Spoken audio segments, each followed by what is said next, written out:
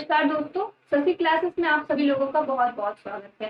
दोस्तों, आज के इस वीडियो में हम जानेंगे सामान्य बीमारी एवं उनसे बचाव के बारे में। ठीक है, आज का जो हमारा वीडियो है वो बनेगा सामान्य बीमारी एवं उनसे बचाव के बारे में। ठीक है, इस सीरीज की 2 वीडियोस अपलोड होंगी। ये उसकी इस सीरीज की पहली वीडियो है, अगली वीडियो इसके बाद अपलोड होगी। ठीक है, तो आज सबसे पहले हम समझेंगे सामान्य बीमारी एवं उनसे बचाव के बारे में।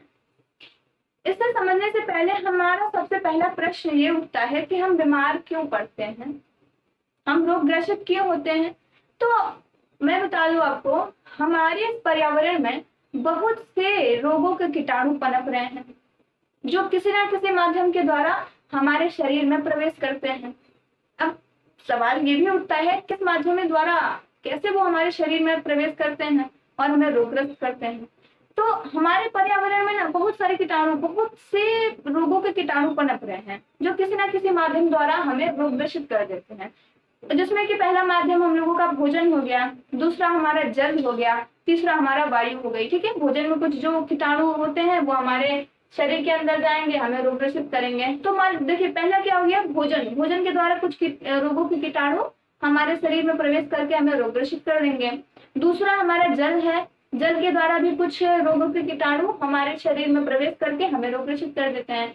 तीसरा हमारा है वायु, जो कीटाणु वायु में प्रवेश कर मतलब वायु में विचरण कर रहे हैं, उस वायु में हमें सांस जब हम लेंगे तो वो कीटाणु हमारे शरीर के अंदर आके हमें रोग ग्रसित कर सकते हैं। ठीक है, तो ये कुछ माध्यम आप लोगों ने जान लिए। इन माध्यमों के अलावा भी कुछ माध्यम ऐसे हैं जिनके द्वारा कुछ रोगों के कीटाणु हमारे शरीर में प्रवेश कर लेते हैं। अब प्रश्न ये उठता है वो कौन से है। कुछ जीव जंतुओं के द्वारा भी हमारे शरीर में रोगों के कीटाणु प्रवेश ले लेते हैं, जिसमें कि हमारे कुछ आ गए ना, मच्छर आ गया। मच्छर से हमारे ये क्या इतने सारे रोग लिख रखे हैं, मलेरिया, फाइलेरिया, डेंगू, चिकनगुनिया, मस्तिष्क ज्वर, ये सब कुछ हमारे मच्छर के द्वारा फैलते हैं। चूहा के द्वारा प्लेग बीमारी, ये सब आखिर बीमारी ही तो है, एक संक्रमण ही तो है जो एक जीव से दूसरे जीव तक पहुंचते हैं। इसी तरह से हमारा जो कोरोना वायरस है ना, ये कोरोना वायरस भी एक तरह का कह सकते हैं कि एक जीव से ही तो इंसानों में गया। चमगादड़ से मैं जहां तक जानती हूँ, चमगादड़ से आया था। चीन के वुहान शहर में इसका सबसे पहला केस मिला था। तो चीनी लोग जो होते हैं वो चमगादड़ खाते हैं। तो मान लीजिए चमगादड़ के अंदर कोरोना वायरस का कीटाणु घूम रहा है। अब वो लोग, चीन लोग, मतलब अगर इंसान उस चमगादड़ को खाएंगे तो इंसान के भी अंदर उस वो वायरस मतलब घुस जाएगा। ठीक है, तो जो हमारा कोरोना वायरस है ना, ये भी एक तरह का कह सकते हैं संक्रमण। ठीक है, इसी तरह से कई सारे जीव से हमारा रोग फैलता है एक दूसरे जीव के अंदर। ठीक है, इसी तरह से भाई अब सबसे पहले हम जानेंगे, 2 वीडियोस की बनेंगी, एक आज वाली है, एक और कल बनाएंगे। ठीक है, आज वाले में हम क्या समझेंगे, मच्छर के द्वारा कौन कौन से जनित रोग फैलते हैं। पहला मलेरिया, फाइलेरिया, डेंगू, चिकनगुनिया, मस्तिष्क ज्वर, पीत ज्वर। ठीक है, सबसे पहले हम आज समझेंगे मलेरिया के बारे में, फाइलेरिया के बारे में और डेंगू के बारे में। ठीक है, बाकी ये जो तीनों है वो हम अगले वीडियो में डिस्कस करेंगे, नहीं तो फिर वीडियो कुछ ज्यादा लंबी हो जाएगी। इसी वजह से हम सोचते हैं कि वीडियो छोटी रहे, आपको बोरिंग भी ना फील हो और उसे अच्छी तरीके से आप समझ सको। भले क्या आपको दूसरा तीसरा वीडियो देखना पड़े, कोई बात नहीं, डिस्क्रिप्शन में हम लिंक दे देंगे, आप देख लीजिएगा। ठीक है, तो आज सबसे पहले हम जानेंगे मच्छर के माध्यम से शरीर में किस प्रकार रोग फैलता है। जैसे बहुत सारे रोग हैं, मलेरिया, फाइलेरिया, डेंगू, चिकनगुनिया, मस्तिष्क ज्वर, पीत ज्वर आदि। तो अब सबसे पहले हम किसके बारे में जानेंगे, मलेरिया के बारे में। आज सबसे पहले हम मलेरिया के बारे में जानेंगे। ये मैंने मलेरिया को लिख रखा है। ठीक है, अब भाई सबसे पहली बात आती है मलेरिया किस मच्छरों में ना कई सारी प्रजातियां होती हैं। धीरे धीरे करके हम उन प्रजातियों के बारे में समझेंगे। कई सारी प्रजातियां होती है मच्छरों की। तो मच्छरों की जो एक प्रजाति होती है एनोफिलीज मादा मच्छर। एनोफिलीज मादा मच्छर नाम याद रखिए, एनोफिलीज मादा मच्छर, एनोफिलीज मादा मच्छर, एनोफिलीज मादा मच्छर। ठीक है, एनोफिलीज मादा मच्छर के काटने से हमारा मलेरिया रोग उत्पन्न होता है। समझिए, एनोफिलीज मादा मच्छर जो होता है, उस मच्छर के अंदर मलेरिया रोग के कीटाणु पनप रहे होते हैं, स्थित नहीं, घूम रहे होते हैं उस मच्छर के अंदर। किस मच्छर के अंदर, फिर से सुनिए, एनोफिलीज मादा मच्छर के अंदर मलेरिया रोग के कीटाणु होते हैं, ठीक है। अब सुनिए, अब वो मच्छर अगर किसी इंसान को काट लेगा, ठीक है, तो उसके अंदर जो कीटाणु थे वो उस इंसान के भी अंदर कीटाणु चले जाएंगे। क्या समझ रहे हैं इससे? यानी कि अगर वो उसके अंदर मलेरिया का कीटाणु है तो वो इंसान के अंदर भी वो मलेरिया का कीटाणु आ जाएगा। होता क्या है, मच्छर जो होते हैं हमारे खून में काट लेंगे, मलेरिया का जो कीटाणु होगा हमारे खून में पनप जाएगा, हमारे रक्त में पनप जाता है, तो इस वजह से होता है, ठीक है। मलेरिया बीमारी किस वजह से होती है? एनोफिलीज मादा मच्छर के काटने से होती है, ठीक है। नेक्स्ट आता है, देखिए, जब स्वस्थ व्यक्ति, जब ये मच्छर यानी कि एनोफिलीज मादा मच्छर जब स्वस्थ व्यक्ति को काटता है ना, तब उसके रक्त में मलेरिया के कीटाणु घूम जाते हैं, ठीक है, और उसके बाद उसे रोग ग्रसित कर देते हैं, ठीक है। रोग ग्रसित का मतलब कि उस स्वस्थ व्यक्ति के रक्त के अंदर मलेरिया के कीटाणु घूम जाते हैं और उसे मलेरिया रोग से रोग ग्रसित कर देते हैं, ठीक है। उसके बाद बात आती है रोग, तो हम जान लिए मलेरिया रोग क्या होता है, किस वजह से होता है, ठीक है, एनोफिलीज मादा मच्छर के काटने से होता है। और जब ये किसी स्वस्थ व्यक्ति को ये मच्छर काटता है तो उस स्वस्थ व्यक्ति के रक्त में ये मच्छर के कीटाणु पनप जाते हैं और उसे मलेरिया रोग से ग्रसित कर देते हैं, ठीक है, मलेरिया रोग के रोगी बना देते हैं। नेक्स्ट बात आती है कि भाई कोई मलेरिया रोग का रोगी है, इसका पता कैसे लगाएं कि भाई किसी इंसान को, किसी रोगी को मलेरिया हो गया है, इस चीज का हम पता कैसे लगाएं? तो लक्षण क्या है, लक्षण मतलब क्या, उसको कुछ पता कैसे लगाएं भाई उसे कौन सी बीमारी हुई है? तो देखिए, सबसे पहला जो लक्षण है वो है ज्वर। ज्वर मतलब क्या है? बुखार, ठीक है, बुखार चढ़ना एवं उतरना। उस रोगी को बुखार चढ़ेगा उतरेगा, चढ़ेगा उतरेगा, ये प्रोसेस होती रहती है, ठीक है। नेक्स्ट क्या है?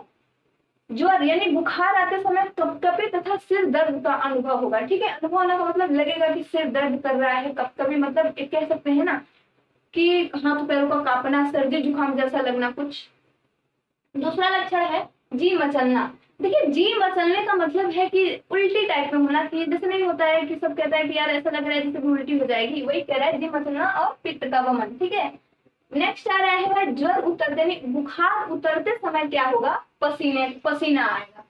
जिस व्यक्ति को मलेरिया की बीमारी हुई होती है उस व्यक्ति को जब बुखार उतरता है तो उसे पसीना आने लगता है, ठीक है। उसके साथ साथ जो सबसे जरूरी है, कमजोरी का अनुभव होता है और खून की कमी हो जाती है।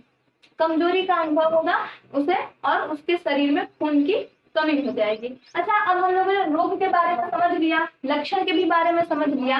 अब बात आती है प्राथमिक उपचार के बारे में। प्राथमिक उपचार मतलब घरेलू, घर में किया जाने वाला उपचार, या फिर कह सकते हैं ऐसा उपचार जो डॉक्टर से परामर्श लेने के पहले हम रोगी के मतलब अच्छे स्वास्थ्य के लिए देते हैं, उसे हम क्या कहते हैं? प्राथमिक उपचार। यानी कि जो घर पे हम लोग, मान लीजिए अचानक किसी को चोट लग गई, कोई बीमार पड़ गया, तो घर पे जो हम उसकी दवा दर्पण करते हैं, घरेलू उपाय जो करते हैं, उसी को हम प्राथमिक उपचार करते हैं। तो प्राथमिक उपचार क्या करना चाहिए भाई? रोगी को पहले बात तो पूर्ण मतलब पूरा विश्राम मतलब आराम दे। पहली बात तो रोगी को पूरी तरीके से आराम दिया जाना चाहिए। नेक्स्ट बात आती है मच्छरदानी का प्रयोग बिल्कुल करें सोते समय। क्यों मच्छरदानी? भाई मच्छर से ये रोग फैल रहा है तो मच्छरदानी का जरूर प्रयोग करिए, ठीक है। दूसरा है हल्का एवं सुपाच्य भोजन दिए। उससे हल्का भोजन, जिसे जैसे खिचड़ी विचड़ी हो गई, उस व्यक्ति को, उस रोगी को खिचड़ी का मतलब बिल्कुल हल्का भोजन, ये नहीं कि दाल चावल पर उसको रख दो खाओ बेटा आराम से, ये चीज नहीं है, ये चीज नहीं है, ठीक है। उसे हल्का भोजन दीजिए, खिचड़ी हो, ठीक है। और हम कह सकते हैं दूध भी हो सकता है जैसे, और हाँ, गर्म दूध, गर्म चाय, ये बिल्कुल दीजिए उस रोगी को, ठीक है।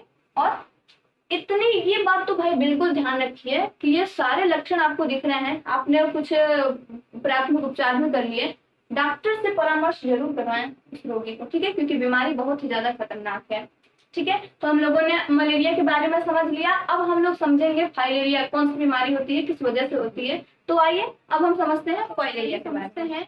फाइलेरिया बीमारी के बारे में, किस वजह से फाइलेरिया बीमारी पनपती है, इसके कीटाणु किस तरह से शरीर में प्रवेश करते हैं। देखिए, माध्यम वही रहता है जो हमारे मलेरिया में, देखिए किसी भी रोग का कीटाणु हो, माध्यम वही का वही रहता है, वही भोजन, वही जल, वही वायु और वही छोटे मोटे कीटाणु, ठीक है।